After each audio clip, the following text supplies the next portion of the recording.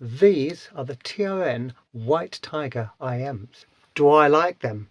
Watch to find out on Paul's Little Room Reviews.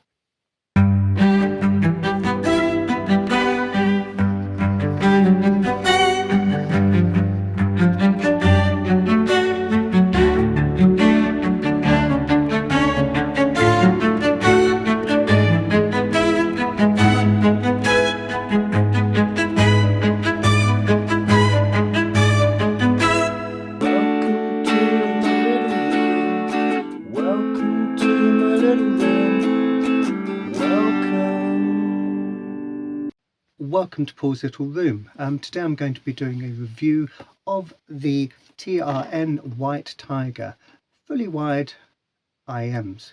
Now these have an interesting mix of driver technologies. They've got a 6mm planar driver, and they also have I think 8.5 and 10mm dynamic drivers in there in a stack inside. It's a very interesting way of doing things.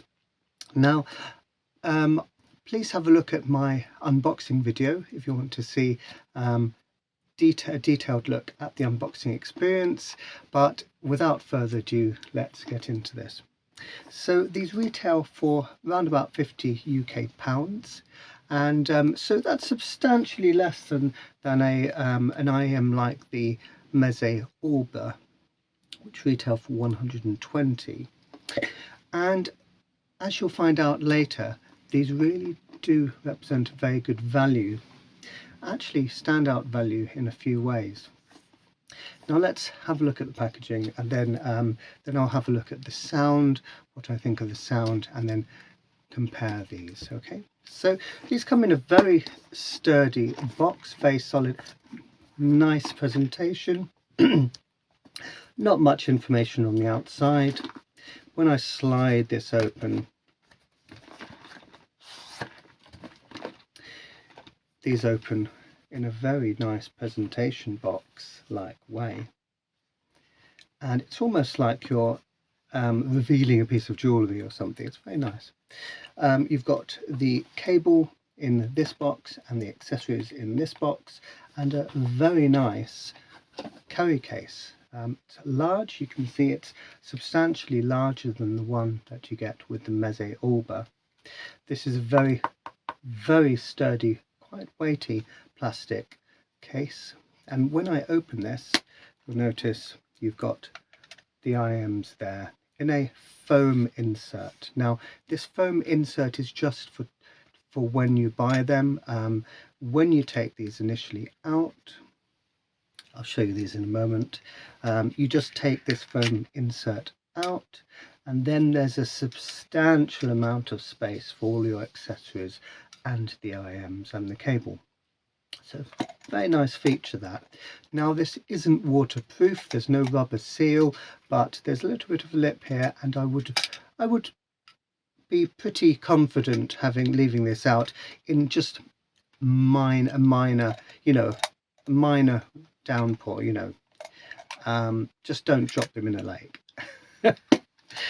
Anyway, so let's have a look at some of the accessories which come with these. So now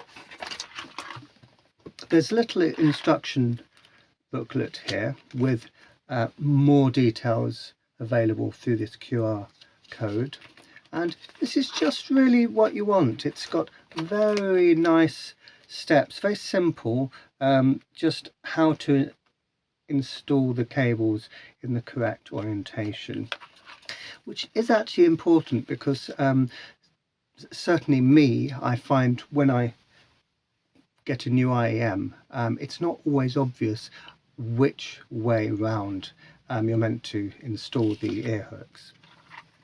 Now in this little box, it's just a throwaway simple box for the accessories. Oh dear, I've immediately dropped something. I'll just go and get that. Anyway, so I'm just going to tip into the case these accessories. Now what's impressive here is you've got several different types of accessory, which you don't usually get with budget headphones, let alone even more expensive headphones. You have some foam tips here, which these take a little bit longer to seal than conventional earbuds, but they offer very good noise isolation. So if you're in a noisy environment, these are recommended, but they take a little bit longer to seat in your ear. There are conventional latex earbuds here, just that conventional round shape. And how many shapes? There are 3 sizes of each. Well, there's only one size foam, but 3 sizes of the latex. And then you have these ones, which are very interesting because these are, although outwardly they're the same shape as the black latex tips, these have a soft outside, very, very comfortable outside, but they have a solid black rubber center, and I do believe that's meant to control the bass. Okay, now I've tried all of these, and what I've found personally is when I was commuting, putting on these tips has been best for getting a good compromise, good noise isolation, good bass response, but they don't take ages. You're not waiting for them to expand inside your ear. In the accessories, you also get a interchangeable termination for the phone or amp end. So this is a 4.4 Pentacom, and you have your 4 pins in there for balanced connection. And on the actual headphone at the moment, I've got the second tip, which is a 3.5mm connection. Okay, and then the final accessory you get here, which is really very nice, it's a lovely little metal holder for these interchangeable tips, tuning nozzles. Okay, now there are 3 nozzles color coded. You've got red, so if I unscrew one of these, it's quite nice little aluminium holder they come on. There's a little red band round where it screws in there. So you've got the red, you've got the green, and you've got the black. Oh wait, I need to show you the cable. So again, this very businesslike, simple box, but not a simple cable. It's a very nice cable. This is a braided rubber, but braided rubber cable. It's got translucent rubber outer with a silver inside, so you can, it's a twisted silver inside, and it's got very nice finish to it. I think it looks very smart. Now this is 4 strands, so 4 individual wires which are plaited together, and then here's that interchangeable connection I was talking about on one end, and then the ear hooks have the slightly older version of the 2-pin connection. Okay, it's not my favorite. If you're in a rush and these are comfortable, it's a good choice, because if you're commuting, you just want to get these on quickly.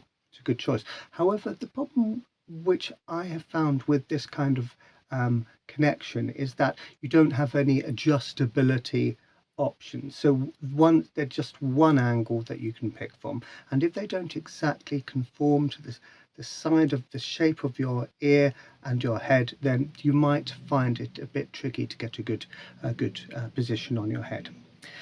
So looking at the length of this cable, this is 4 feet, so it's on the short side. It's absolutely fine for listening on your phone, obviously. I would consider, if these are your main IEMs, I would consider buying a second cable as well, a longer cable for your desktop setup. Okay, but back to this cable, it's very nice feeling. It's not microphonic, so once you wear these IEMs, you're not going to be hearing a scratching sound, or you're not going to hear the scraping against your clothes very much at all, which is a very nice thing. Now let's show you how to interchange the termination. There's an arrow and a dot, and you just pull this apart. It's a very nice solid connection. And then, oops, oh yeah, you get the other one. And there's also a groove and a notch, so just line up that arrow and dot and just like that. And this is a very nice, it's got texture here both sides, so there's something to grip onto, and then you're not at risk of accidentally tugging on the wire itself. Okay, so now let's look at the headphones themselves. They have a very nice hand painted CNC aluminium shell, which really it's surprising. For £50 you're getting a lot for your money. Now they are very bulbous, they're not a small IEM, but I like the look of them. You've got a little groove where the black paint, the black enamel sits in, so you've got nice texture on these, so it just adds that nice little bit of quality to them. And then you've got the little plastic 2-pin connector on here, which just stands proud. It's just a few of the older or more affordable IEMs might have this. I think it's fine, but it is slightly prone to damage. You just have to be careful not to knock that. Okay. And then on the shell, you've got that's the tip that I've been commuting with, and you have a little stenciled R because this is the right side. And then if you look carefully underneath, you can see there's 2 tuning holes, and those are to help with the base. Okay, actually this nozzle's come loose. Anyway, so I'm going to just install these on the cable, and then I'm going to talk about the fit. So luckily the cable actually has markings for the right and the left. Some don't. Some of them are just color coded. Usually red is on the right side, and the Meze Orbas have that. But on here you've got a little inset R for right. Now if I find the right one, there it is. Now when you install these, you just need to have the larger part of the IEM facing away from the curl, so it just goes in just like that. And these really do fit together very nicely. There's quite a lot of plastic and metal coming, sticking proud of the IEM, but I don't think this looks bad at all. I think this whole IEM and cable are very nice looking duo indeed. Before I put these on, I'll just point out that this pair do have a few imperfections in the paint, so there are a few little pucker marks in the enamel, so that's just worth noting. You might not have that. If you buy these, you might get absolutely perfect. These just have a little bit of pucker marks, but when I'm just over here, not noticing it at all. If these were substantially more expensive, then I wouldn't be sure. So for instance, if they were about £200 or something like that, then anyway, so I'm just going to show you the fit. Press like that and then do the loop. Now with these, I find them very comfortable. This may vary depending on the shape of your ear. You can see my ears stick out quite a lot, but that doesn't interfere with the wearing of IEMs. I can take quite large ear tips. These tips are the size large. The actual nozzles, I would say, are medium wide. So if you have particularly small ear canals, you might find these a little bit irritating. I find them completely fine. Also, you'll notice with these, there's quite a wide area. Although it's very smooth, there's quite a wide area which flutes, which goes just above the ear canal. So again, the fit might vary. So for me, these are fine. That sits very well on this side. However, with the left side, you'll note, because this is fixed in one position, you'll notice that this is bent to one side, the ear hook. And now you can adjust that. Now, if you have an IEM with an ear hook which is slightly skew width, you can just, what I've done in the past, I bend it and then I tape it with some masking tape. I just leave it overnight and then that will, there you go, it will straighten it. Okay. When I got these new, there was quite a large angle there. So these do fit better than when I got them, but I'll just show you the fit of this one. So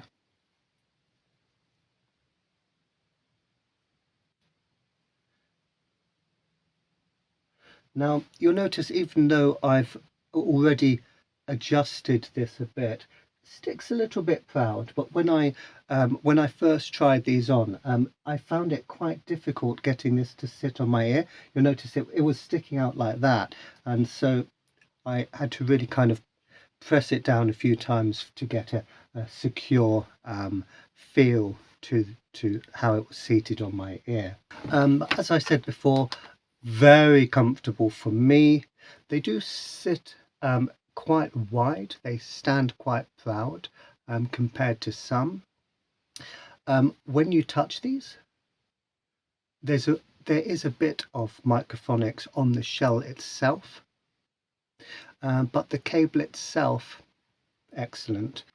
Now, before I talk about the sound, I'm going to show you the magic process of swapping out the tuning nozzles. Okay, so I'm just going to take this bud off, and then you can just unscrew by hand.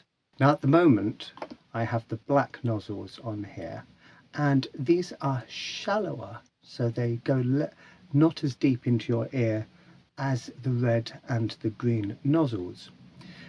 These have the widest bore, so the widest space inside of all the nozzles. So now if I get the green ones, now actually I'm going to use the red ones because they're very different. The red ones have a very small bore inside, so these are going to alter the level of bass. Okay, and also they're longer. Okay, now the mesh which is on the tip is the same for all three different nozzles. So I'm going to go ahead and screw that back on. So this is the red one now, and try not to do it too hard. If you screw these in too tight, then the rubber tends to twist. So just gently close that so that it's seated well enough. So I'll just very quickly do the same on the other side. There you go. So now, because these are, I would say, medium wide, they're relatively wide, it might be a little bit tricky to get some aftermarket earbuds on. So, but the ones which come with these, I would say that the black standard latex are a little bit harder to get on because they're a bit softer than these. Okay. Now, talking about the sound, I've got a points out of 10 system. So I've been trying out that system with my other reviews. So please have a look at my review for the 7 Hz Eternal and the 7 Hz Timeless AE. I use the same system for those. So let's have a look at my notes. First of all, looking at the sound stage. Now, the sense of space that the music is capable of projecting around.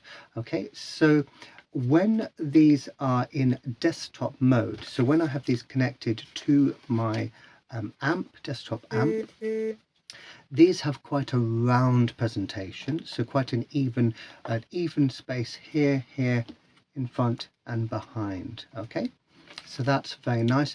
Relatively realistic presentation. Okay, for headphones. When I have these plugged into my Nothing Phone 2, with my adapter, I'll just forget that. I'm using the Kiwi Ears Allegro Mini. This is also from Linsol, and this just enables me to connect a choice of 3.5 or 4.4 Pentacon into my Nothing Phone 2 with a USB-C connector there. Now, this is a very well built little DAC, but it doesn't boost the sound at all. It's a good way of me finding out if a headphone is powerful enough to be driven, because this really, it just adds a tiny bit of warmth. I would say the tiniest amount, so it's relatively neutral, and I kind of like the fact it doesn't boost the power of the IEMs. So when connected to my phone, I would say that there's slightly less space at the back. Sounds behind and in front, it brings the vocals a little bit more recessed, so wider out here, less wide out the front and at the back. Okay, this is just what I'm finding. All ears are different. Okay, now the size of the soundstage, points out of 10, I would actually give 7 out of 10 when plugged into my phone. They've got a good amount of width out here, and the separation is also 7 out of 10 for me. Good, it's a very strong level of separation, but I'm going to point out in a little bit a few negatives that affect the spacing with these headphones.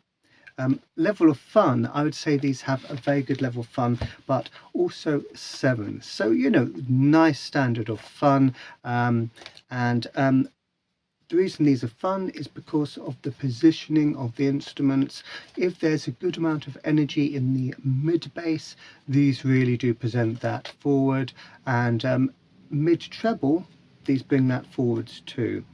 Little bit of a dip in the upper treble and a dip in the sub bass as well, but there's a good amount of fun there to be had. If there's a well recorded piece of music which has a good amount of energy, then these present that well. Now vocals, there's actually quite a big difference vocally for me between the when I connect these to my desktop amp and when it's on my phone.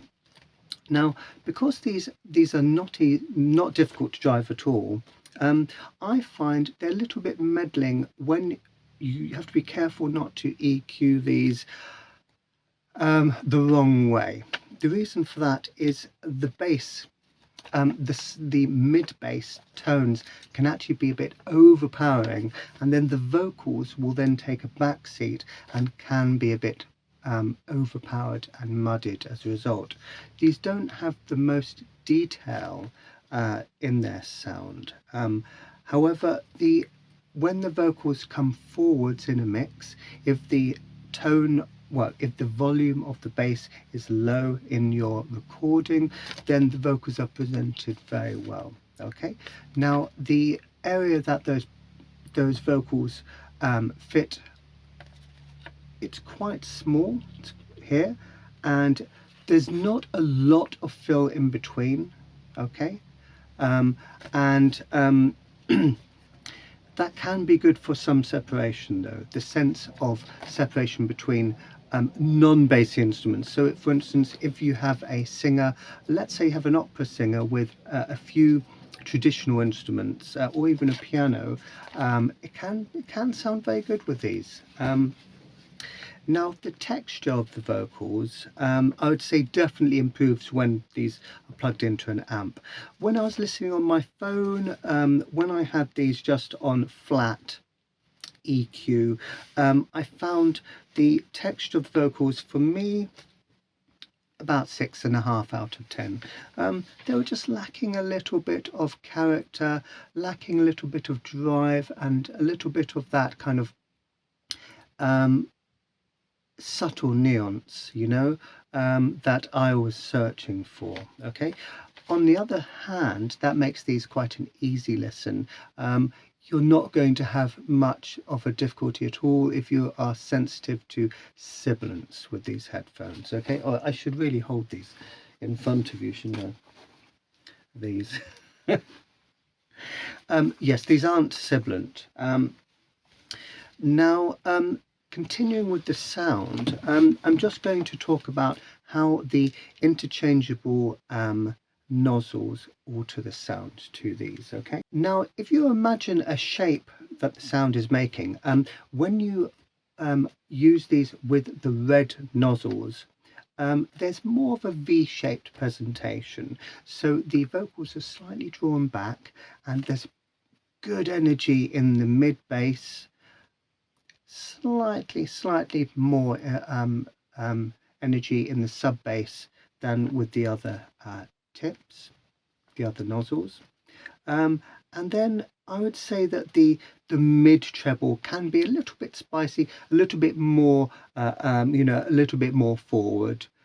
And because these aren't the most, I would say, the most refined, they're still very good. I mean, my goodness, for the money, they're amazing. But you can get a little bit of graininess in that mid treble. You don't get that graininess with the upper treble because it's smoothed off. Okay. Now the black nozzles, these have more sparkle. Okay. Now because the bass tones are all lowered a little bit with the black nozzle, I would say that you will notice a bit more of that. The high up vocals will be presented a bit further forwards, which can be very good for singer-songwriter music, but instrumentals which can be a little bit sharp, so cymbal strikes, piano notes, violin, they can, a little bit sharp compared to the other nozzles with these. Okay. If you're searching for detail, though, they're good. And if you have a track which is very bass heavy, it might be a good decision to actually have these with the black, tips. Now the green, nozzles. The green nozzles, these are the smoothest. Okay, these very much have the I would say that the lower bass is still a little bit. It's a little bit raised compared to the black, but it's still a backseat compared to the mid bass. The mid bass is really far forwards, and if you're listening to, I would say, a guitar solo, it's quite good with guitar solos, but bassy voices, let's say Tom Jones, I like Tom Jones, it's going to be well presented forward, but higher up voices will take a back seat. And if you have any music which has strong definition in the mid bass tones, really the vocals are going to be drowned out a bit and a bit muddied, unfortunately. It's not a bad thing, it's just it will mean that you have to consider what music you're playing with those green nozzles. And they are the most rolled off in the treble. So the green nozzles, you're not going to really notice as much detail in the treble, and certainly not in the upper treble as well. So I'll just very quickly talk about what I think of these compared to the Meze Orbas. So, value wise, I mean, by the way, again, out of 10, I would give these 10 out of 10 for value. If you think of what you're getting for your money, you're getting a good construction. This isn't plasticky, there's a quality materials. I like the cable a lot. The accessories are excellent, and you've got the tuning options very, very good. They're not the most refined sound wise, but you're not going to get the most refined sound at this price, but it's still good, so looking at the Meze Orba, these come in a much smaller carry case. I find this carry case a bit too small. When I'm commuting with these, trying to get them into here can be a bit of a fiddle. Now the cable that the Meze Orba come with, I'd say it's similar feel, similar softness to this cable, but you can see it's a lot thinner and it's got a very nice feel to it. This is slightly more microphonic. See, it gets more tangled because it's smaller, which can be annoying when you're commuting. So already you can see there's a problem here with the Orbas. I'm just demonstrating how difficult these are to untangle. You know, it can be problematic. You know, when I was commuting with these, what I tend to do is I hook them onto my pockets. What I do is I oops, see, oh no, one's fallen off. Wait a second. That's another problem. These don't fit on as solidly as those do. These can fall off of the cables. So as I was saying, what I do is I hook these in my pocket like this, and I feel I don't have to do that with the White Tigers. The White Tigers I can just bung in their box, and it takes very little time to, there you go, untangled straight away. But looking at the oval finish of the Meze Orba, the cable's about the same length, 4 feet. You don't have an interchangeable termination here. This is just 3.5.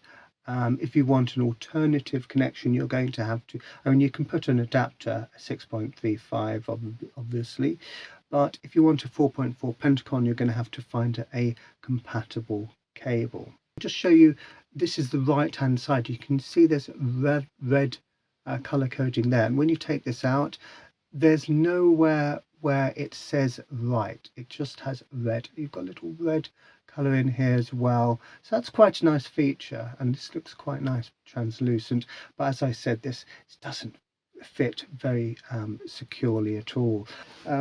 Anyway, so let's have a look at these side by side. You can see, so if I hold this up like this, you can see the amount of shell which sticks beyond your ear is substantially more with the White Tiger. Okay, the Orba is lovely and compact, and in fact I find them very comfortable once you've got the annoying cable out the way.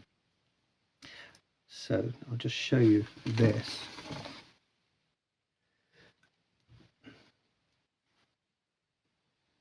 Can you see it? It's actually sitting very neatly in my ear, very comfortable indeed. And also, if I take the tip off here, this is actually the Pentacon brass tip, by the way. The Pentacon brass, Pentacon's a aftermarket company. I find these tips have improved the bass response. It's tightened up the bass of the Orbas. Anyway, so if you look at this nozzle and then you compare it to the White Tiger, for me, the White Tiger, it's slightly narrower above in the bit of shell where it connects to the tip. It's narrower, so I actually get a very nice seal going into my ear. However, you know, compared to the Orba, however, once you get to the shell itself, this is very bulbous and quite substantial, and I find it's negating a bit of the benefit of that nozzle with this, all this mass of material around here. If you look at the Orbas are very ergonomic, and this is simply chamfered away, so there's very little actual headphone in, you know, around in this area of your ear to be in the way, so it's meddling. As a result, these both fit about as good as each other, but some people might find that the Orbas fit better, and some people might find that the White Tigers fit better because of the shape of your ear canal. Okay, well, no, the outer part of your ear there. Now let's just very quickly, before I conclude this review, talk about the sound differences between the Orbas and the White Tigers. So believe it or not, the Meze Orba has a soundstage which is slightly smaller than the White Tigers. However, the instruments and the vocals are slightly better defined. Now, one thing, when you have the black, the black nozzles on these, on the White Tigers, the amount of, I would say, perceived detail in the upper vocal range can be quite good, but it doesn't have that, I would say, the realism of the texture that the Orbas have. Okay. Separation wise, if you're listening to singer-songwriter music, the White Tigers actually are better with their separation with simple music than the Orbas. However, as soon as the music gets more complicated, as soon as there's numerous instruments around, there's more bass to contend with, then the Orbas are a clear winner. You know, I would say that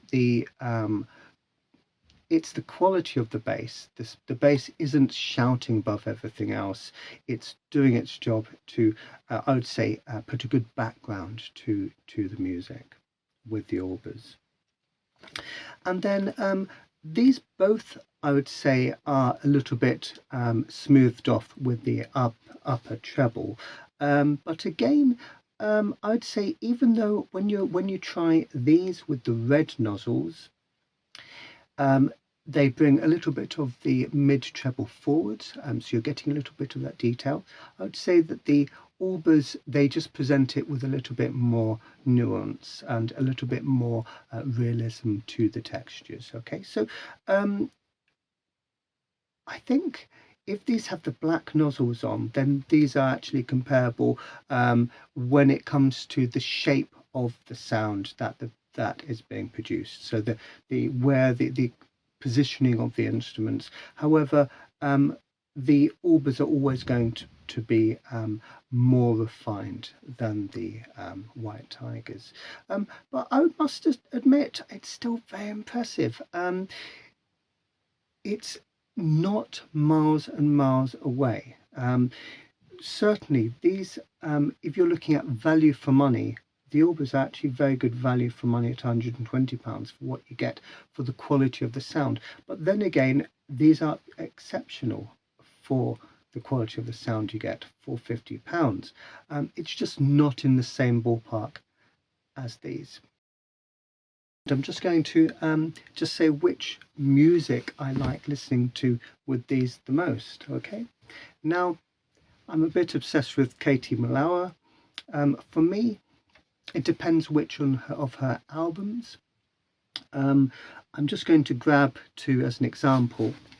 Now, these two albums, Ketavan and Pictures, these are very different in that I would say Pictures has more swing and jazzy notes, and it's smoother, and the vocals are far forwards, but Katie is really using a lot of her bass tones, and she's really demonstrating the richness and her range of vocals with this.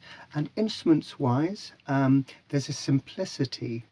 These aren't orchestral, there's a simplicity to the instruments. This album sounds very good with the White Tigers. Now, when you get an album which is a little bit sharper sounding, this album's called Ketavan, and here Kate, she actually sings with a higher up register. I mean, really, the singing in this album is, it's more forward in a, it's more shrill, but technically she's just amazing. I mean, it's amazing. Very different flavors to these albums. One of the last track on this album, called I Will Be There, it's an orchestral introduction, orchestral piece, and this is where the the White Tigers start to struggle. Okay, so when you have complicated wide space I would say ensemble pieces, these can get a little bit confused. What you have is you've got an amalgamation of instruments coming from a similar direction. Okay, so the sense of direction isn't as good as with the Orbas.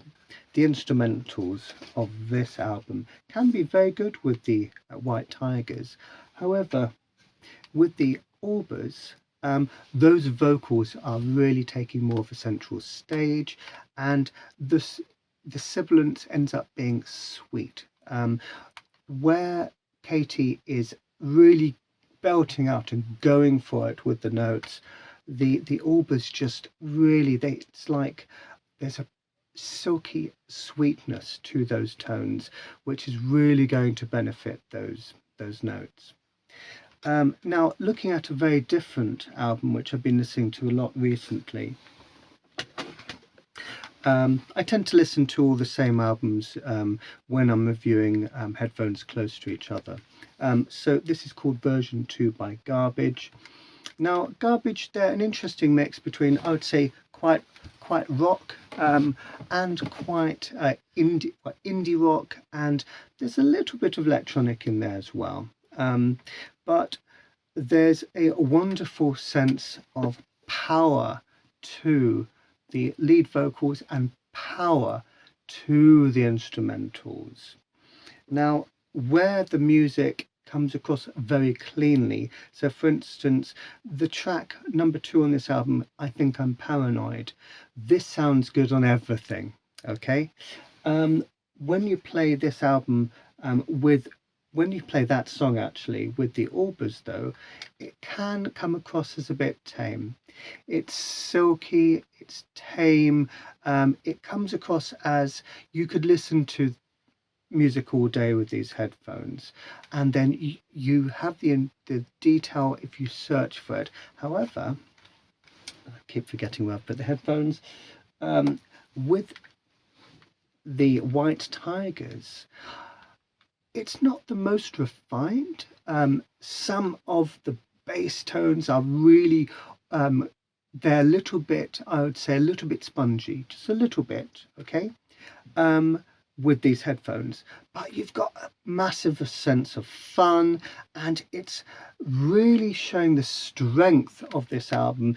I Think I'm Paranoid as a song, it's really bringing the vocals powerfully forward when the vocals are powerful enough. Okay, and those instrumentals, it's a relatively small band. You've got a small number of instruments, good recording with good separation between the vocals and the instruments.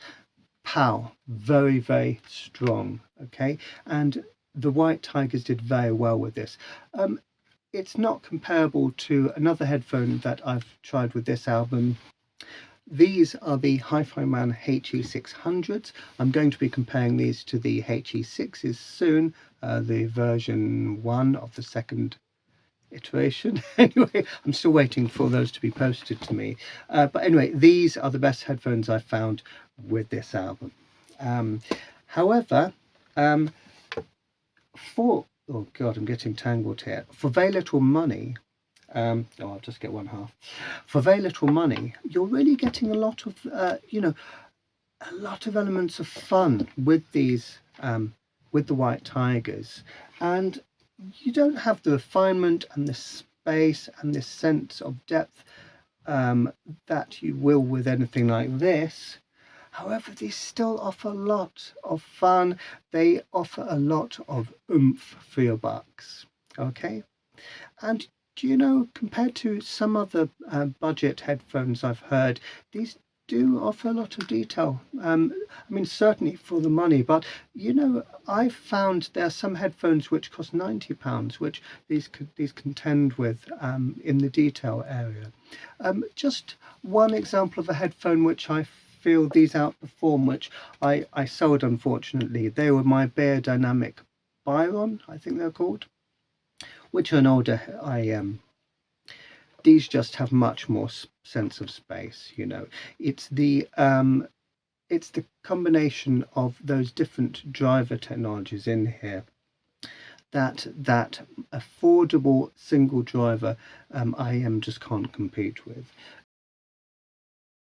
I'm looking forward to listening to these, the BL Minis, but I'm going to really enjoy comparing these. I'm pretty sure these will, you know, be way better than these. Anyway, so that's it for now. Do any of you own the White Tigers? What do you think of them? Have I convinced you to get them or not to get them? In my opinion, £50, if you've got £50 spare, it's worth having a listen. Very, very good. Very, very good value for money.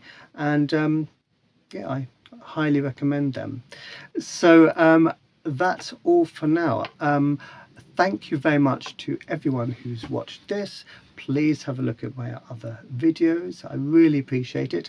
Thank you very much to everyone who's subscribed to my channel. I finally hit 9,000. Fantastic. I'm very, very grateful. And I'm just going to carry on trying to bring some exciting content out. Anyway, on that note, goodbye.